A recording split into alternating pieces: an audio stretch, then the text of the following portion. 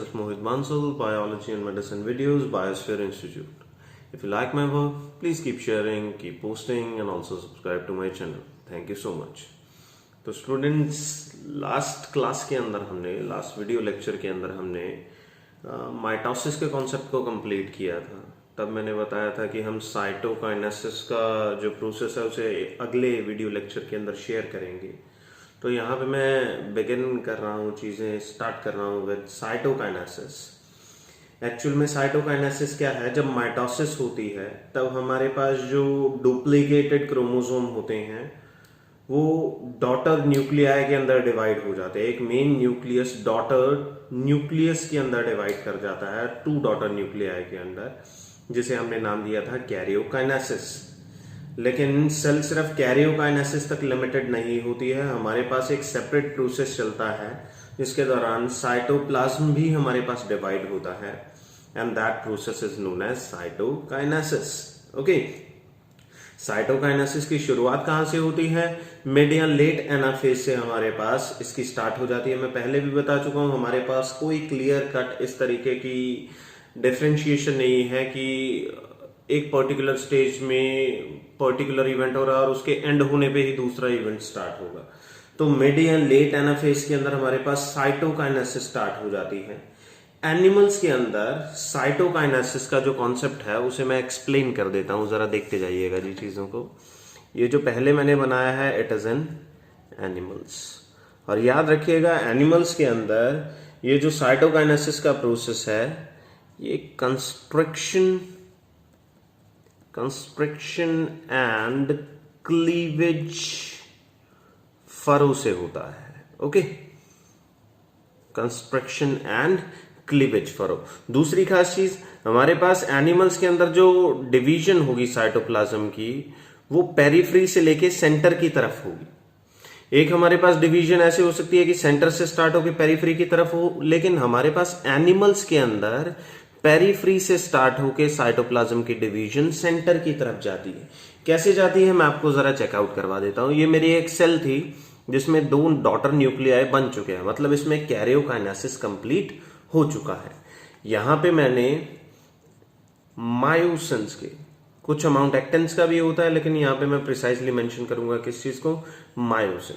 Myosin एक muscle protein होता है मेनली। इसका मतलब ये नहीं है ये सिर्फ मसल्स के अंदर मिलेगा, ये एक स्पेशलाइज्ड प्रोटीन है जो कंट्रैक्शन एंड रिलैक्सेशन में पार्टिसिपेट करता है। ओके, तो यहां पे मैंने मायोसिन बनाया दोनों साइड में, ये रहा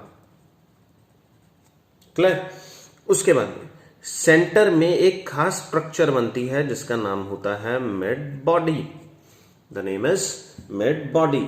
ये मिड बॉडी किस चीज से बनी है? ये मिड बॉडी बनी है माइक्रोट्यूब्यूल्स एंड माइक्रोफिलामेंट्स की। अब ये दोनों चीजें क्या हैं? ये हमारे पास प्रोटीन्स हैं। जैसे ये माइक्रोफिलामेंट जो होता है वो एक्टिन का बना होता है, माइक्रोट्यूब्यूल ये हमारे पास ट्यूबुलिन प्रोटीन का बना होता है। इसे हमने सेल वाले चैप्टर के अंदर स्टडी किया था। ओके, तो सेंटर में एक मिड बॉडी की प्लेट बनती है। अगला खास काम, हमारे पास इंटरैक्शन होती है मायोसिन्स की मिड बॉडी के साथ। मिड बॉडी इन मायोसिन्स को अट्रैक्ट करना स्टार्ट करती है, और इससे होता क्या है? इस तरीके से ये जो यहां पे बनी है इतनी, जरा इतनी चीज की तरफ कंसंट्रेट कीजिए। यहां पे एक क्लीवेज फरो बनना स्टार्ट होती है, और ये जो बीच की मिड बॉडी है ये थोड़ा सा शॉर्टन अप होना स्टार्ट होती है कुछ इस तरीके से। मिड बॉडी का साइज रिड्यूस हो रहा है। क्यों रिड्यूस हो रहा है? क्योंकि ये कंट्रैक्ट हो रही है। साथ में ये क्या कर रही है? ये मायोसिन के साथ इंटरैक्ट कर रही है और मायोसिन को भी अपनी तरफ खींच रही है। इससे क्या है? यहां पे एक क्लीवेज फरो बन गया। पहले ये कुछ ऐसा था। ओके, अब एक फरो बनना स्टार्ट हो गई है। जैसे जैसे मिड बॉडी रिड्यूस होती जाएगी वैसे वैसे हमारे पास मायोसिन फर्दर मूव करते जाएंगे अंदर की तरफ, और अल्टीमेटली एक टाइम ऐसा आएगा, यहां पे मैं इसे मेंशन कर देता हूं, it is cleavage furrow. Okay, ultimately यहां पे क्लीवेज फरो जब बिल्कुल डीपन अप हो जाती है तब मिड बॉडी डिसअपियर हो जाती है। मायोसिन से मायोसिन की इंटरेक्शन होती है और हमारा जो साइटोप्लाज्म है वो 2 सेपरेट सेल्स के अंदर डिवाइड हो जाता है। यहाँ पे एनिमल सेल्स के अंदर सेल वॉल नहीं होती है, इसी वजह से इस तरीके से साइटोप्लाज्मिक डिवीजन करना काफी इजी रहता है। ये जो साइड से स्टार्ट होके सेंटर की तरफ बढ़ने वाला पैटर्न है, इस तरह की साइटोकाइनेसिस को नाम दिया जाता है सेंट्रीपेटल ऑर्डर। मतलब from periphery to centre. Okay, ये डिवीजन का पैटर्न हो गया। तो इसमें आपके कितने काम की चीजें हैं? पहली, नाम कंस्ट्रक्शन एंड क्लीवेज फॉर्म, किसमें? एनिमल्स के अंदर। कौन पार्टिसिपेट करते हैं? Mid body and myosin. क्या बनता है? क्लीवेज फर्व। किस पैटर्न में बनता है? सेंट्रीपेटल ऑर्डर में। That means from periphery towards centre. और इस तरीके से एक सेल 2 सेल्स में डिवाइड हो गया। ये तो पैटर्न था मेरे पास किसमें? एनिमल्स के अंदर। अब मैं स्टार्ट करता हूं किसमें? प्लांट्स के अंदर। ये रहा आपके सामने नीचे, जरा इसे एक बार ध्यान से देख लीजिए। तो प्लांट्स के अंदर ये जो पैटर्न है, इसे नाम दिया जाता है cell plate formation. The name is cell plate formation. अब ये सेल प्लेट फॉर्मेशन किस तरीके से चलेगा, जरा उसे चेकआउट कर लेते हैं। हमारे पास ये पुराना पैटर्न जो कि हमने एनिमल्स के अंदर स्टडी किया था, ये पॉसिबल नहीं है। वजह, प्लांट्स के अंदर एक रिजिड सेल वॉल होती है। तो इस चीज को काउंटर करने के लिए प्लांट्स ने क्या अडेप्टेशन ले रखी है? हमारे पास कई सारी गोल्जी वेसिकल्स, गोल्जी अपैरेटस की छोटी छोटी वेसिकल्स होती हैं, गोल्जी वेसिकल्स, और स्पिंडल फाइबर के माइक्रोट्यूब्यूल्स। हाँ, सेंट्रियोल एब्सेंट थे, लेकिन स्पिंडल फॉर्मेशन जरूर होता है, एग्रीगेशन हो जाती है इनकी। तो स्पिंडल माइक्रोट्यूब्यूल और गोल्जी वेसिकल्स खुद को इक्वेटर पे एग्रीगेट कर लेते हैं, कुछ इस तरीके से। ये मैंने थोड़ी बहुत गोल्जी की वेसिकल्स दिखा दी, और अगले डायग्राम में मैंने दिखाया इस गोल्जी की वेसिकल्स के साथ, ये मैंने लिखा Golgi vesicles, Golgi vesicles.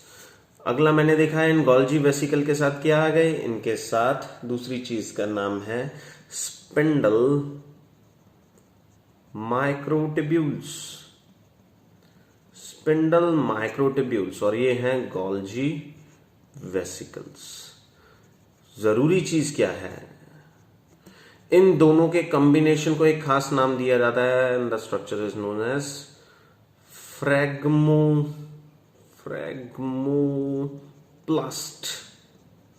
The name is phragmoplast. तो सेंटर में फ्रैग्मोप्लास्ट की फॉर्मेशन होती है। इसमें 2 कॉन्स्टिट्यूएंट्स होते हैं, spindle microtubules and Golgi vesicles. Okay, हमारे पास हो सकता है, मैं मे भी लिख देता हूं पहले ही, हमारे पास चांसेस हैं कि यहाँ पे ER के कंटेंट भी आके फ्यूज हो जाए, लेकिन ये पॉसिबिलिटीज के अंदर होता है, ये दोनों जरूर आएंगे।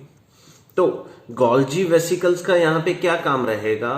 गोल्जी सिक्रीट करते हैं कैल्शियम एंड मैग्नीशियम पैक्टेट।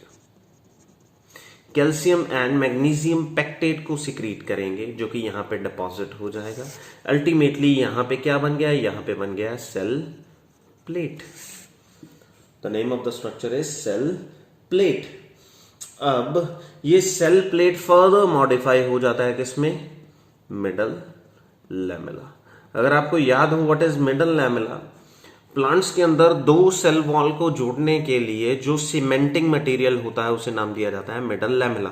तो ये मेरे पास मिडल लैमेला रेडी हो गया। अगर मिडल लैमेला रेडी हो गया तो मुझे अगली जरूरत किस चीज की है? मुझे सेल वॉल बनवानी है। यहाँ पे सेल्यूलोज सिंथेटेज दोनों तरफ से एंजाइम आएंगे, वो यहाँ पे सेल्यूलोज और हेमी सेल्यूलोज की डेपोजिशन देंगे, जिससे यहाँ पे भी सेल वॉल बन के रेडी हो जाएगा दोनों तरफ। यहाँ पे एंजाइम्स आएंगे E एंड E एंजाइम्स, ये यहाँ पे सेल्यूलोज और हेमी सेल्यूलोज की डेपोजिशन देंगे और यहाँ पे प्राइमरी वॉल बन के रेडी हो जाएगी। उसके बाद में आप जानते हैं सेकेंडरी वॉल्स जो बननी होती है वो इनर ही बननी होती है, वो इन फ्यूचर बनते रहेंगे, लेकिन यहाँ पे मेरा कंसर्न खत्म होता है। अब अगर मैं डिवीजन की बात करूं, डिवीजन कैसे चली, सबसे पहले सेंटर में गोल्जी वेसिकल इकट्ठे हुए थे, फिर उसके ऊपर स्पिंडल माइक्रोट्यूब्यूल आके फर्मली अटैच हो गए थे, जिससे ये जो ग्रोथ है सेल प्लेट की, ये सेंटर से पेरिफेरी की तरफ मानी जाती है, और इस तरीके के पैटर्न को नाम दिया जाता है सेंट्रीफ्यूजल। अब अपनी कन्वीनियंस से इसे सेंट्रीफ्यूगल या फ्यूजल, जो भी आप इसे प्रोनाउंस करेंगे। तो ये सेल प्लेट फॉर्मेशन का तरीका है जिसमें सेल प्लेट बनेगी कहां से कहां तक, फ्रॉम सेंटर टू पेरिफेरी। तो मेरे पास दो मेजर चीजें हुई। एनिमल के अंदर जो पैटर्न था दैट वाज सेंट्रीपेटल, और प्लांट्स के अंदर जो पैटर्न है दैट इज सेंट्रीफ्यूजल। एनिमल्स के अंदर फ्रॉम पेरिफेरी टू सेंटर था, और प्लांट्स के अंदर from centre to the periphery होगा। एनिमल्स के अंदर मिड बॉडी फॉर्मेशन होती है, प्लांट्स के अंदर फ्रेगमोप्लास्ट की फॉर्मेशन होती है। एनिमल के अंदर कोई सेल वॉल फॉर्मेशन नहीं होगा, प्लांट्स के अंदर एक्चुअल में सेल वॉल फॉर्मेशन रन करेगा। तो ये था हमारे पास कंप्लीट साइटोकाइनेसिस। इसके साथ ही मैं सिग्निफिकेंस ऑफ माइटोसिस को डिस्कस कर देता हूं। माइटोसिस किस लिए जरूरी है? ये डेवलपमेंट के लिए जरूरी है, ये ग्रोथ के लिए जरूरी हो जाता है। इसके माइटोसिस के होने की वजह से न्यूक्लियस और साइटोप्लाज्म के बीच में एक इक्वल डिस्ट्रीब्यूशन बना रहता है, क्योंकि हम जानते हैं सेल ग्रोथ के दौरान साइटोप्लाज्म बहुत ज्यादा बढ़ जाता है, या मैं कहूं रेप्लिकेशन के दौरान न्यूक्लियस का साइज जरूरत से ज्यादा बढ़ने की कोशिश करेगा। तो एक बैलेंस को क्रिएट करने के लिए हमारे पास माइटोसिस का होना बहुत ही जरूरी हो जाता है। ओके, तो इसके अलावा अगर आप बॉडी को या सेल को रिपेयर करना चाहते हैं, जैसे कि आपकी एपिडर्मस की अपर लेयर होती है, इसके अलावा गट की लाइनिंग होती है, ब्लड सेल्स हैं जो कि कॉन्स्टेंटली हमारे पास डेड होते रहते हैं, वॉर्न आउट होते रहते हैं, इन्हें रिप्लेस करने के लिए हमें माइटोसिस की जरूरत पड़ती है। तो ये सिग्निफिकेंस था हमारे पास माइटोसिस का। इसके बाद हम नेक्स्ट लेक्चर के अंदर मियोसिस के प्रोसेस को स्टडी करेंगे। आज के लिए फिलहाल इतना ही। आपको कोई भी डाउट्स हो तो आप कमेंट सेक्शन के अंदर पोस्ट कर सकते हैं। Thank you so much.